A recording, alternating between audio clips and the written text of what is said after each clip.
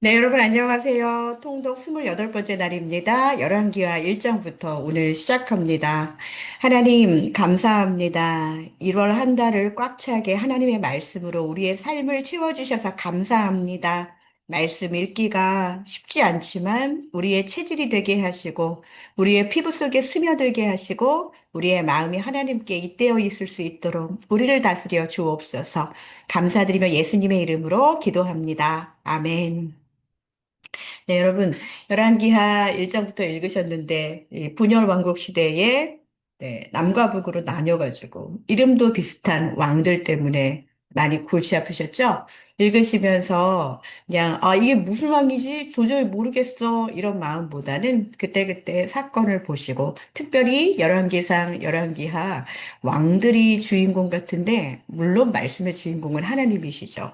그런데 엘리야라는 선지자와 엘리사라는 선지자, 이 두 선지자에 대해서만 제대로 묵상하셔도 열왕기 상하를 읽는 이 통독의 유익이 분명히 있으리라고 생각합니다. 자, 1장부터 우리가 먼저 볼 때, 지난번에 말씀드린 것처럼 헷갈리기 때문에 우리가 블루 컬러는 남한국 유다로, 또 오렌지 컬러는 북한국 이스라엘로 그렇게 해가지고서는 왕들을 조금 나눠보도록 하겠습니다. 제발 여러분들이 읽는데 좀 도움이 되셨으면 좋겠습니다. 자, 북왕국 이스라엘의 왕 아하시아가 병이 들게 되죠. 근데 누구한테 물어봤나요? 여호와가 아니라 바알세불에게 묻는 신앙을, 네, 이건 신앙도 아니죠. 불신앙을 나타냅니다. 그래서 선지자 엘리야가 하나님의 말씀으로 왕의 죽음을 선포하게 되지요. 그리고 또 군대가 함부로 하나님의 사람을 대할 때 하늘의 불이 임해서 네, 다 살라 버립니다. 남한국 유다는 뭐이 장에서는 배경으로만 비치지만 북왕국의 영적 타락이 중심이 되어서 열왕기하가 시작이 되고 있지요. 어떻게 구속사적으로 보면은 하나님을 버린 이 왕권은 왕의 생명도 지키지 못하고 나라는 더 지키지 못하게 되지요. 그러면서 이 아하시아는 계속 누구의 시라고 이걸 생각하셔야 되냐면 아합의 네. 아합의 씨가 쭉 내려오고 있어요. 그래서 아합의 아들 이제 아하시아 이걸 보면서 아합 집을 하나님이 어떻게 멸망하시는지 또 그걸 보는 재미가 있습니다. 여기에 여호람이라는 남왕국 유다의 왕의 이름이 1장 마지막에 나와요. 여호사밧의 아들이라고 그렇게 나오는데요. 자, 나중에 또 여호람이 북왕국에도 나오거든요. 제가 그 부분을 이제 또 정리를 해드리도록 하겠습니다. 자, 2장에 보면은 누가 나오죠? 네, 엘리야가 이제 마지막으로 승천을 하는 부분이 나오는데, 그때, 누가, 계승을 하나요? 네, 엘리사가, 엘리야의 영적 계승자로 세워지는 그런 전환점의 이야기가 열왕기하 2장에 나오고 있습니다.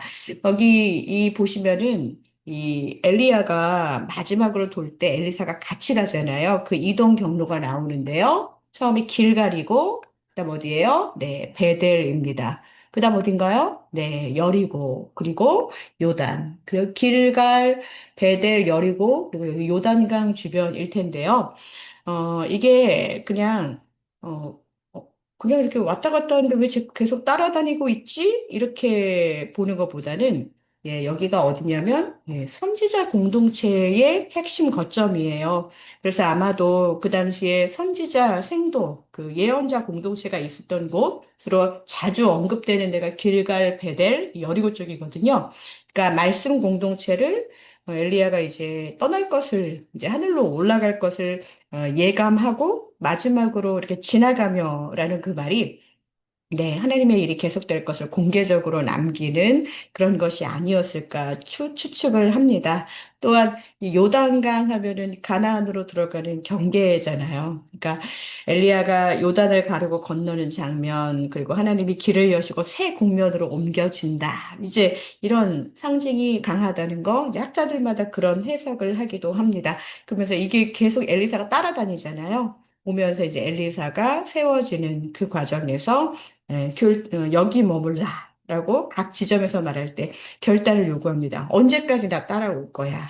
엘리사 스스로가 선택하는 그런 과정에서 끝까지 엘리야의 마지막까지 올라가는 것까지 보면서 또 하나님의 귀한 갑절의 영광이 임하게 되는 그 이야기가 나오고 있죠. 그래서 여러분들이 이걸 보시면서 이거 뭐 여행 다닌 거야 뭐야 이렇게 생각하지 마시고요.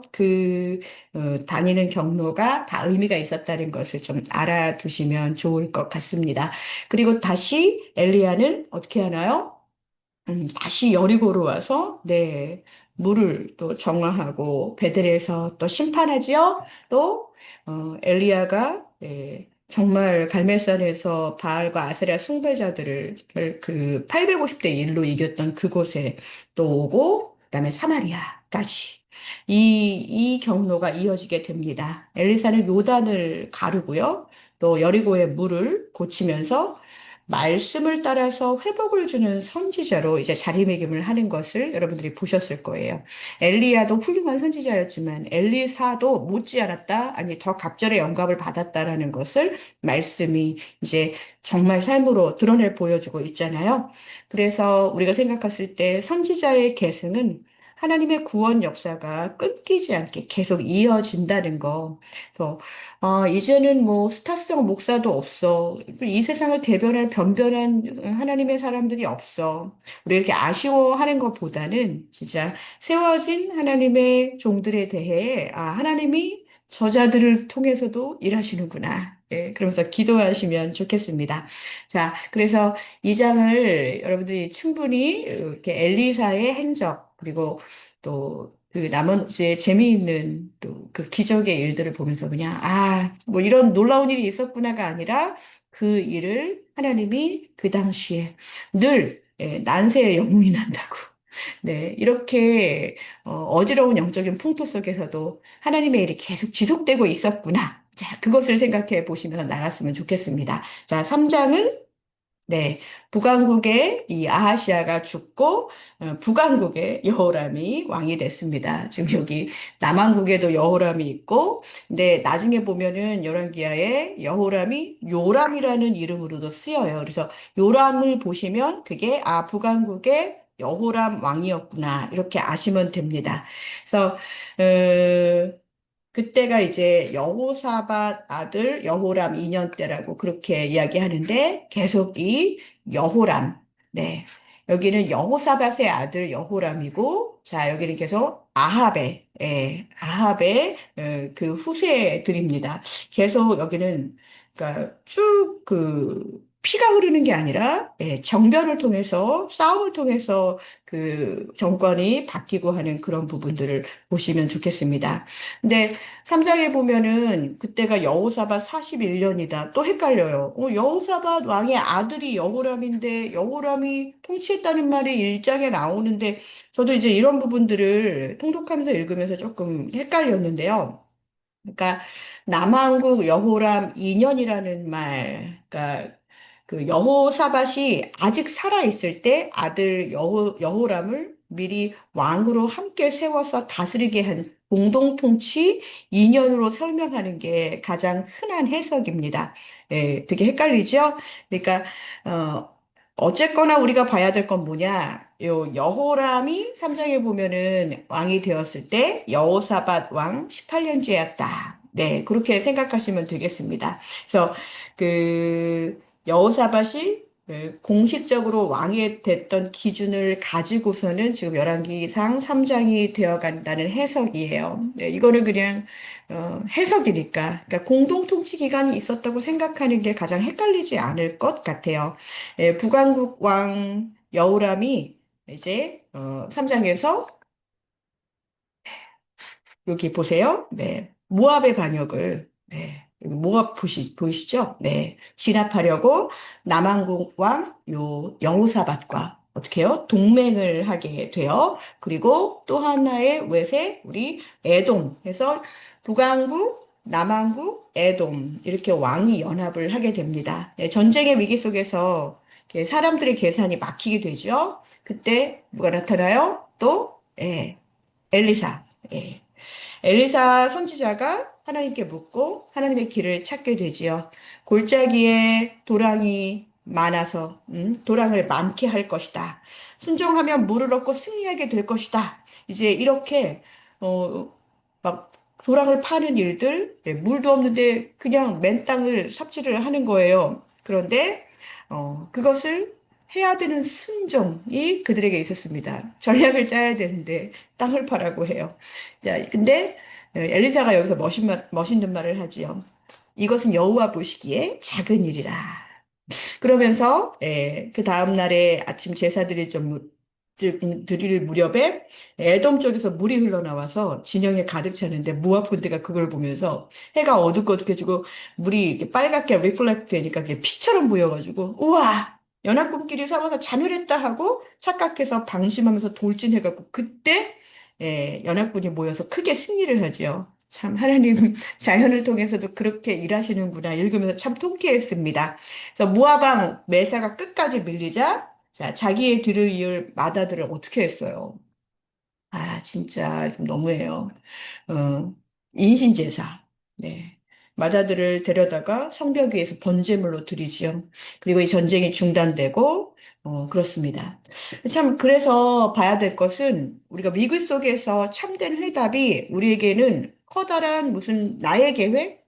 나의 무언가 가지고 있는 기술에 있어서 그것이 이기는 승리의 비결이라고 생각하지만 계속 말씀이 우리를 통해서 뭐라고 얘기해 주고 있어요? 참된 해답은 하나님의 말씀 안에 있다. 하나님이 우연과 또 자연을 통해서도 그렇게 일하신다. 자, 3장에 보시면 그것을 읽으시면 되겠습니다. 자, 열왕기하 4장에 보면은 네, 엘리야에게 사르밧과부가 있었다면 자, 엘리사는 네, 수냄 여인이 있었지요. 네, 이 수냄 여인, 가난한 과부였지만 하나님의 긍휼을 크게 드러냅니다. 자, 이동은 자 수냄으로 아들과 함께 그 엘리사가 아들을 살리는 이야기가 나오고요.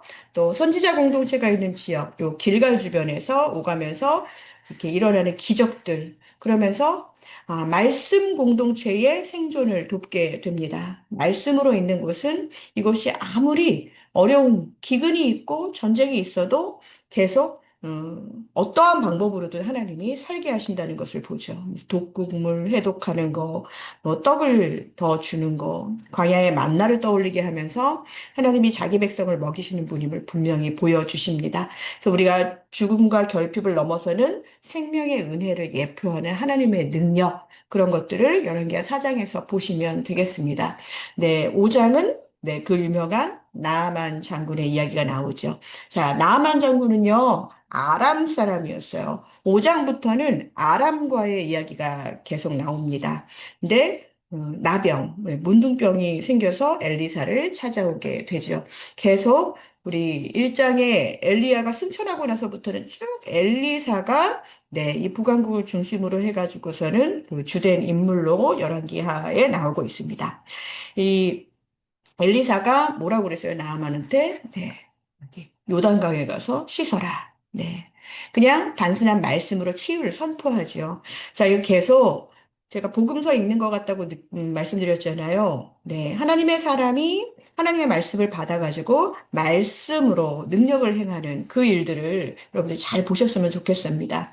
엘리사의 위치는 주로 요 사마리아 주변에 있는 거처예요. 그래서 이방인들도 말씀 앞에 겸손할 때 은혜를 입는 장면이 진짜 두드러지게 나오는 게 바로 열왕기하 5장입니다. 말씀으로 순종하는 거, 말씀을 듣고 순종하는 거, 그리고 반대로 그 말씀을 듣지 않은 엘리사의 상황이 있었죠. 게하시 탐욕으로 저주를 얻게 돼서 은혜의 통로를 사유화하고 하나님의 하지 말라고 한 거, 하나님의 사람을 거역하는 것이 그 죄가 얼마나 무서운지를 보여줍니다. 어, 나아만이 입었던 그 문둥병을 게하시가 입게 되죠. 그래서 여러분들, 엘리사가 나아만에게 여러 가지 요구할 수 있었어요. 여기 지금 다 어렵잖아요. 그렇지만, 이 이방인에게 하나님의 은혜와 구원이 값이 없다는 것을 알려주기 위해서 우리가 이것을 알아야 됩니다. 우리가 무언가를 할 때 내가 이거 해줄 테니까 너 이렇게 해. 뭐 교회를 나오게 하는 것도 마찬가지예요. 어떤 조건이나 이런 것보다 말씀으로 계속 부딪히십시오. 여러분에게 말씀에 대한 담대함이 있으면 말씀으로 충분합니다. 다른 어떤 것보다도 믿음의 순종, 그것이 핵심이라는 것을 5장에서 이방인이 순종하고, 자, 하나님을 아는 그 엘리사의 사환이 불순종하는 거. 열왕기하 5장에서 반드시 읽어내야 될 부분입니다. 자, 6장은 어때요? 자, 선지자 생도들과 함께 엘리사가, 자꾸 헷갈리네요. 엘리사가, 도끼머리를 떠오르게 하지요. 그러면서 진짜 이게 나무 쓸 때 쓰는 도끼까지, 일상의 필요까지 돌보시는 하나님을, 읽으셔야 됩니다. 그래서 아람과의 전쟁 국면에서, 자, 엘리사가 어떻게 해요? 눈을 뜨란 말 되게 많이 나오죠. 눈 보이시죠? 네. 영적인 눈을 열어서 불말과 불병거가 보호하시는 그것을 보게 됩니다. 그러면서 포로로 잡은 아람 군사를 죽이지 않고 먹여서 돌려보내는, 참, 그, 멋있는 장면이기도 해요. 그러면서 이 배경이 도단과 이 사마리아 일대가 됩니다. 엘리사의 사역이 이제는 개인 기적에서 이제는 점점점 국가의 위기 대응으로 확장이 되죠.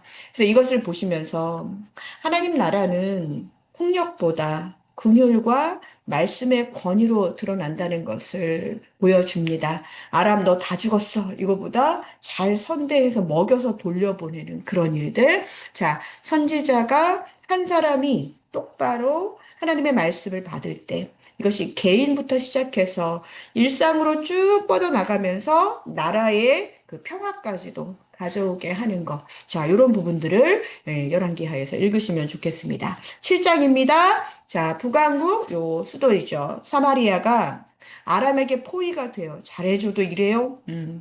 그래서 계속 6장과 7장에 나오는 게 너무 잔인한 이 사마리아의 기근의 문제가 지금 나옵니다. 극심한 기근을 겪지만 엘리사는 걱정하지 않아요. 내일 이맘때 풍족해질 것을 예언합니다. 그렇게 선대하여 돌려보낸 아람이 다시 와서 이렇게 하나님의 백성들을 포위하고 있을 때 하나님이 아람 군대로 하여금 이 소리를 듣고 도망치게 하지요. 그러면서 그때 네 명의 나병 환자를 통해서 구원의 소식을 성 안에 전하면서 막 맛있게 먹고 했던 거 기억나세요? 마치 오병이어를 방불케 했습니다. 불신하던 관리가 예언을 보고도 누리지 못한 채 죽는 장면은 말씀을 멸시하는 그런 죄의 결과를 보여주죠. 여러분들이 7장을 보시면서 아, 이 절망의 밤을 정말 하나님의 말씀으로 여시면서 구원의 소식은 이게 뭐 나병 환자, 사실 성리에 들어가지도 못하는 그런 사람들을 통해서 전해진다는 거. 보면 볼수록 진짜 복음서 읽는 듯한 느낌이 들었습니다. 네, 그러면서 음, 8장의 말씀, 엘리사가 수남 여인에게 이제 기근을 피해서 이제 블레셋 땅으로 이제 블레셋이 어느 쪽이에요? 해안이잖아요. 네, 도망가라고 하는데 돌아왔을 때 재산을 회복하게 하고 말씀을 순종한 자 이렇게 회복한다는 것을 보여주셨습니다. 또한 이 다메섹에서 베나닷의 죽음과 또 요 아람왕 베나다시 죽고 우리 하사엘이 그 일을 하죠. 하사엘의 등장을 예언하면서 이 국제 정세까지 주관하시는 하나님을 말씀 속에서 볼 수 있습니다. 남왕국 유다에서 여호람과 아하시아 보셔요. 제가 이 부분을 조금 헷갈려서 말씀을 드리는데요. 남한국 유다의 이 여호람이 있고, 이제 여호람 다음이 아하시아이거든요. 기억이 안 나가지고. 네. 왕실의 이제 혼탁한 이야기가 다시 8장에서 남한국도 시작됩니다. 그러니까 하나님이 이 8장에서 이 개인의 생겨부터 열방의 권력 교체까지도 통치하신다는 거. 여기 뒤에 보시면요. 옆에 보시면 아람왕 베나닷에서 하사엘까지. 그러니까 처음에 한 어려운 여인에게 기근을 피해서 도망가라고 하시고 그것이 넘쳐서 네, 모든 만물을 그리고 모든 세상을 다스리는 온 세상을 다스리는 하나님. 그것을 우리가 그 통독을 통해서 읽으시면 되겠습니다. 네. 그러면서 이제 9장에 보면은 선지자 제자가 기름을 부어가지고 예후의 장관을 왕으로 세우죠. 제가 이거를 조금 말씀드리고 싶었는데요. 요 여호람이 아합의 이거 참 보세요. 네. 나달랴, 오렌지 컬러로 되어 있잖아요. 아합의 딸이거든요. 그런데 여호람과 나달랴가 결혼을 합니다. 왜 이렇게 됐을까요? 자, 지난번이래. 그, 모압을 치기 위해서 여호사밧, 여호람, 에돔, 이렇게 다 같이 연합 작전을 폈다고 했잖아요. 그러면서 북과 남이 친해졌어요. 그러다 보니까 이제 여호사밧이 자기 아들 여호람을, 네, 북왕국의 공주와 결혼을 시켰지요. 그런데 여호사밧의 그과 여호람의 계보는 다윗의 등불이 꺼지지 않는다. 하나님이 계속 약속하셨어요. 이게 좋지 않았지만 하나님이 다윗의 왕조가 영원할 거라는 거, 진짜 다윗의 왕조를 지키시겠다는 그 약속을 지키기 위해서 최선을 다하시는 게 느껴져요. 그러나 아달랴, 바알 숭배자였어요. 그리고 여호람과 아달랴 사이에서 난 자녀가 누구예요? 아하시아예요. 그러니까 아무래도 어머니 영향이 더 크지 않겠어요? 그러다 보니까 아하시아는 하나님이 기뻐하시는 그런 왕이 아니었습니다. 여호람과 아하시아. 그래서 왕실이 이렇게 혼탁해져요. 여기서 하나님이 이것을 어떻게 정리를 하시느냐. 자, 9장에서 자, 선지자 제자가 기름을 부어서 북왕국의 누구요? 예후를 왕으로 세우게 됩니다. 자, 엘리사의 추천으로 이렇게 선지자의 제자가 예후에게 기름을 부었는데요. 음, 예후는 특별히 하나님이 아합 집의 심판을 위해서 세우신 왕입니다. 예후는 먼저 이스라엘에서 누굴 죽여요? 자, 여호람. 어떤 여호람? 네. 파란 쪽 여호람이 아니라 오렌지 컬러. 왜요? 아합의 집. 아합의 아들 여호람을 먼저 죽입니다. 그리고 나서 아합의 와이프가 누구죠? 네. 이세벨을 죽이게 되고 또 아하시아도 아합의 딸 아달랴의 피 소생이잖아요. 예후가 이렇게 아합과 아합의 아들들 여호람과 또 아하시아 아달랴의 아들 그리고 이세벨까지 죽입니다. 그래서 이렇게 세 부류로 또 죽이고 나중에 아합의 아들 70명까지 죽이게 돼요. 예후가 완전히 이 피해 숙청을 합니다. 이러면서 남북 모두가 지금 왕이 이렇게 없어지는 상태, 모두 타락의 대가를 이렇게 치르게 되지요. 그러니까 하나님과 우상을 함께 섬길 수도 없지만 아예 이쪽은 하나님을 섬길 생각도 안 했어요. 하나님은 우상 숭배와 폭정에 대해서 반드시 심판하신다는 거, 이것을 우리에게 단적으로 보여주는 그런 본문입니다. 그래서 예후라는 이 왕을 기억하시는데요. 예후가 이 사마리아에서 아합의 남은 자들과 이 바알 숭배 세력들을 제거하고요. 이제 종교개혁을 단행하는 본문이 10장에 나옵니다. 그런데 참 신기하죠. 아합은 아합의 죄, 바알 숭배 이런 거는 다 했어요. 그런데 예후가 버리지 못한 게 뭐였냐면 여로보암의 죄 뭐였나요? 금송아지 예배하는 거 있잖아요. 그것에서 떠나지 않았어요. 그러니까 전체적으로 예후가 하나님의 말씀을 잘 지켰지만 이 개혁에 외형이 있어도 그냥 마음의 순종, 진정한 마음의 헌신이 없이 그냥 해야 되는 사륙만 했죠. 그래서 하나님은 예후의 심판 집행을 인정하시고 북왕국은 계속 악화되어서 외세의 압박을 받는 그런 상황이 됩니다. 그러니까 보면은 부분적으로 순종하는 거 결국 언약의 회복을 완성한다? 못한다입니다. 그런 경고를 들어야 한다는 것이죠. 아무리 하나님이 하라는 거 다 했어도 그래도 마음의 우상, 또 완전히 진멸해야 되는 우상을 버리지 못하면 이렇게 예후처럼 되는 거예요. 그러면서 이제 11장으로 넘어가면은 이 남한국 유다에서 이 신기하죠. 이 아달랴, 이 오렌지 컬러잖아요. 근데 아달랴가 왕이 됩니다. 예.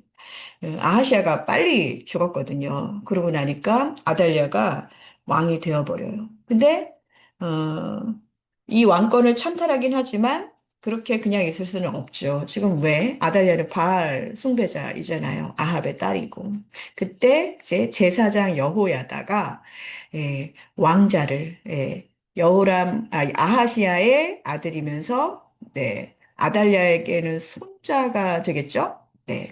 그 요아스를 6년 동안 숨겨서 아달랴한테 그 들키지 않게 그렇게 자라게 합니다. 그러면서 요아스를 이 성전에 숨겨서 보전을 하면서 얼마나 이 성전 중심의 교육을 했겠어요? 네, 조기 교육이 얼마나 중요한지 아시겠죠? 네, 요아스가 이제 7살의 왕이 되어 6년 동안 여호야다가 성전에서 잘 보호하고 이제 여호와야다는 성전 중심으로 언약을 새롭게 합니다. 그리고 아달랴를 처단하는 게 11장에 나와요. 그러면서 이제 앞으로는 엘리사에게보다 이제 앞으로는 선지자에게보다 이제 제사장 이야기가 주가 될 것 같아요. 그래서 여러분이 메시아의 계보, 아까 다윗의 등불을 끄지 않으시는 하나님 보이시죠? 네. 쭉 아달랴가 잠시 있었지만 바로 요아스로 해서 하나님의 일들 감당하게 하시고 또 구속사적으로는 언약을 이어가시는 것을 볼 수 있습니다. 요아스는 여호와 보시기에 정직히 행하였더라. 열왕기상에 아사 왕이었나요? 네, 그 이후에 열왕기하에서 처음 보는 것 같아요. 그래서 이 여호와 보시기에 정직히 행하셨더라. 나중에 역대기에 보면은 요아스도 뭐 잘못한 게 나오긴 해요. 그 관점이 조금 다르다고 했잖아요. 그래도 요아스는 남한국 유다의 7살의 왕이 돼가지고 여호야다의 지도 아래서 성전 보수를 추진하고 신앙 개혁을 잘 하게 되지요. 그러면 성전의 재정 관리나 이런 것들을 바로잡는 과정에서 거룩한 일을 현실적으로 운영하는 그런 정말 기질을 보이기도 합니다. 아직 후기의 요아스의 그 타락은 다루지 않고 있지만 지금 요아스가 성전을 회복하는 데 있어서 큰 역할을 다짐도 했고 또 강행했고 단행했다는 것을 우리가 열왕기하에서 볼 수 있습니다. 네, 굉장히 즐거운 소식입니다. 우리가 그래서 진정으로 하나님이 지금 우리에게 오늘의 말씀 1장부터 12장까지 봤을 때 요아스를 통해서 다윗의 쭉 언약, 다윗과 함께한 언약이 왕조를 쭉 관통하고 있으면서 그 가운데서 원하시는 게 무엇이냐? 네, 온전한 예배의 회복. 네, 성전 중심의 온전한 예배의 회복이었습니다. 오늘은 1월의 마지막 날이고 또 내일부터는 어, 이제 내일부터 2월이 시작되고 또 주일입니다. 여러분, 성경 열심히 보시는 분들 내 마음에 예배에 대한 갈망이 있으셔야 돼요. 내가 혼자서 요아스도 6년 동안 열심히 회복되지 못한 성전에서 제사장 여호야다에게 그렇게 율법을 배우고 했던 것처럼 우리가 이렇게 스스로가 열심히 성경을 읽는다면 하나님의 성전에서 진짜 하나님을 기뻐하고 또 예배하는 것 중요합니다. 예배가 회복되시는 여러분 되시기를 간절히 축복합니다. 네, 감사합니다.